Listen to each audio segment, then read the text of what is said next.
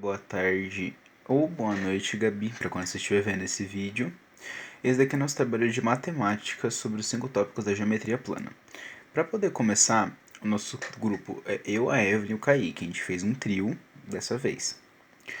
Nosso primeiro tópico vai ser sobre quadriláteros e suas notáveis áreas, que é um tópico, inclusive, que está na matemática plana no sentido do mapa mental. Para começar, a gente tem que definir o que é um quadrilátero. E aí que vem a definição. Polígonos que têm 4 lados, por isso que quadrilátero quá, tanto que eu deixei aqui em vermelho, 4 vértices e 4 ângulos são considerados quadriláteros. Agora, partindo para os exemplos, eu trouxe o quadrado, retângulo, losango e trapézio. Vamos lá, como falei, 4 lados, 4 vértices e 4 ângulos. Aqui, Retângulo, 4 lados, 4 vértices e 4 ângulos. Losango, 4 lados, 4 vértices, 4 ângulos. Trapézio, 4 lados, 4 vértices, 4 ângulos. Sim, deu para entender. Agora falando sobre as suas áreas, vamos lá. Normalmente a área, que é o azinho na matemática, é definida base vezes altura, normalmente. Agora aqui a gente vai ver de cada um.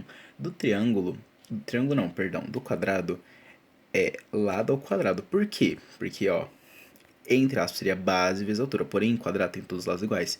Então aqui, lado 1 vezes lado 2, ficando lado vezes lado. Como mundo sabe, por exemplo, 2 vezes 2 pode ser escrito de 2 elevado a 2, que ambos vão dar 4. Então, por isso que isso aqui também pode ser A ao quadrado, lado vezes lado ou lado ao quadrado. Agora, sobre o retângulo, aqui que vem base vezes altura, que esse daqui é o mais básico. Ou seja, a área é igual a base do retângulo, que é o maior lado, vezes a altura dele. Nesse caso seria assim, porém, se tivesse virado assim, essa aqui seria a base, aqui seria a altura. Enfim. Agora, do losango, que é uma forma que a gente não costuma ver, tanto quanto o quadrado e o retângulo, mas vamos lá. Para definir a área do losango, é área igual diagonal maior vezes diagonal menor.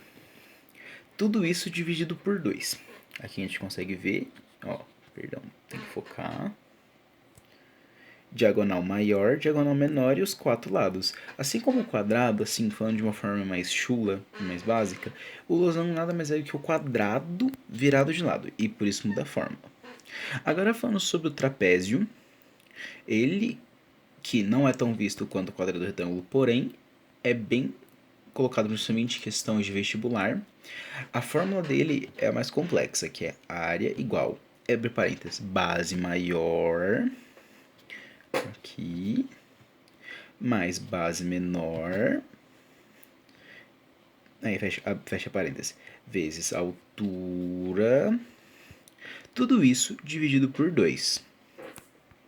Bom, eu vou falar sobre congruência e semelhança entre segmentos. Eu vou usar meu mapa mental para isso. Esse tópico ele não usa tantas fórmulas como os outros. Mas primeiro, para a gente saber se dois segmentos eles são congruentes, a gente tem que ver se eles têm o mesmo comprimento. Então, para eles serem congruentes, eles têm que ter o mesmo comprimento. Por exemplo, aqui nessa figura, as duas são congruentes, porque o ângulo A e o P, eles têm 130 graus. Ou seja, eles são congruentes. E a fórmula que a gente usa é AB e PQ são congruentes. AB e PQ. E também, de maneira geral, sim, a gente pode dizer que as duas figuras são congruentes porque elas têm o mesmo ângulo. Então, se a gente colocar uma sobre a outra, elas vão coincidir. Bom, falando sobre a semelhança agora. Os polígonos, eles são semelhantes quando a gente vê algumas condições, como seus ângulos correspondentes são congruentes e os seus lados correspondentes são proporcionais também. Então, a gente iria usar essa fórmula aqui, e para a gente saber a semelhança, os ângulos congruentes e seus lados são proporcionais. Agora falando sobre as relações. Desde já, peço desculpa pela qualidade de filmagem e por talvez o celular não focar tanto, porque meu celular quebrou e eu tô utilizando um de casa aqui que é de reserva e não era meu objetivo, infelizmente. Talvez alguns momentos de desfoque, porque como o celular é antigo, um J5 Prime, tem momentos que ele não consegue captar igual o celular de hoje em dia. Mas vamos lá, falando agora sobre realmente o conteúdo, que são as relações de triângulos retângulos. Lembrando que um triângulo retângulo é um triângulo que tenha um dos lados igual a 90 graus e o resto menores. Eu escolhi esse triângulo aqui especificamente para poder mostrar. Lembrando que aqui, ó, triângulo A, B, C.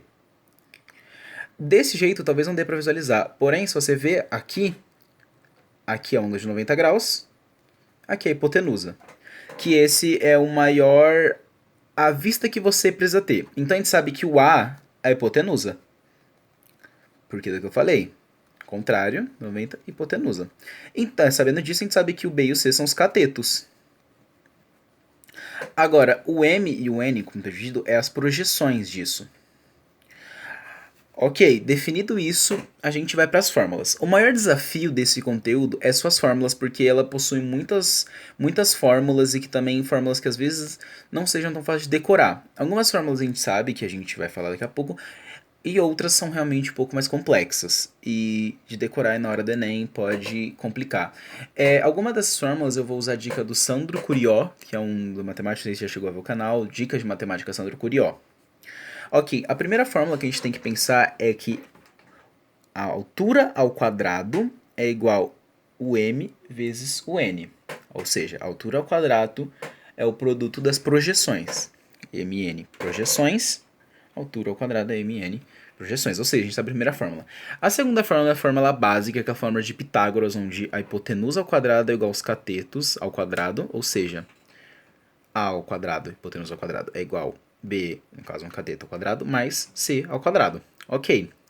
Agora, essa segunda é um pouquinho mais difícil de lembrar, que é a altura ao quadrado, altura ao quadrado não, perdão, a altura vezes a hipotenusa, altura, é igual b vezes c, igual os catetos, ou seja, relembrando, a hipotenusa vezes a altura, ou altura vezes a hipotenusa, é igual os catetos, a multiplicação dos catetos.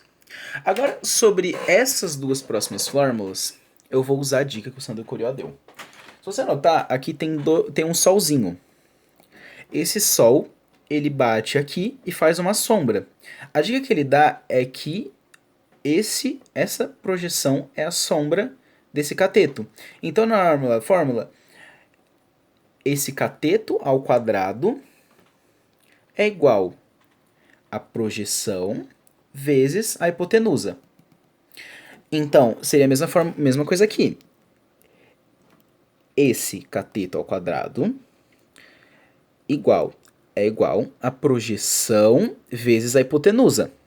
Aqui. A dica que ele dá é especialmente porque muitas pessoas podem confundir e acabar colocando c ao quadrado é igual o m, que não é o dele. Então ele dá essa dica aqui do solzinho fazer a sombra justamente por isso. Para poder ter essa dica. Agora, falando um pouco mais sobre o Teorema de Tales, eu vou explicar o que a teoria fala sobre o Teorema de Tales. Bom, esse teorema afirma que, num plano, a intersecção de retas paralelas por retas transversais formam um segmento proporcional. O que isso quer dizer? Quer dizer que tanto A para A', B para B', C para B', eles vão ser segmentos proporcionais. Isso vale tanto para valores quanto para os ângulos, onde se eu tiver, por exemplo, o ângulo aqui, ele vai ser proporcional a esse ângulo, seja o dobro, o triplo ou até mesmo a metade, eles vão ser sempre proporcionais. Agora, dando um exemplo mais prático, suponho que eu tenho um x no lugar do b, e aqui no b' eu tenho 6. No C, eu tenho o valor de 9 e no C' eu tenho o valor de 18. Segundo o teorema de Tales, eles vão ser proporcionais. Então, B vai ser logicamente 3, porque ele é a metade de 6, assim como 9 é a metade de 18. Então, essa foi uma explicação um pouco mais prática do Teorema de Tales. Dando introdução em outro tópico, agora a gente vai falar sobre retas, arcos e ângulos na circunferência. Bom, começando com as retas, são duas as retas que são importantes destacar, que é a reta secante, que vai passar por dentro do círculo, e também a reta tangente, que ela vai apenas encostar ali no círculo. Agora falando sobre os arcos. O que é um arco? O arco ele é formado por dois pontos em uma curva. O arco ele vai ser um comprimento na circunferência do círculo. Agora sobre os ângulos na circunferência, nós temos 5 ângulos que são importantes falar. O primeiro ângulo é o ângulo central, onde o seu vértice está localizando no centro da circunferência. O ângulo inscrito, onde o seu vértice é um ponto na circunferência. E também temos o ângulo de segmento, que é formado por uma corda e uma tangente. E também temos o ângulo excêntrico interno e o externo. O interno ele vai ser formado por duas cordas e o externo ele vai estar ali do lado de fora do círculo.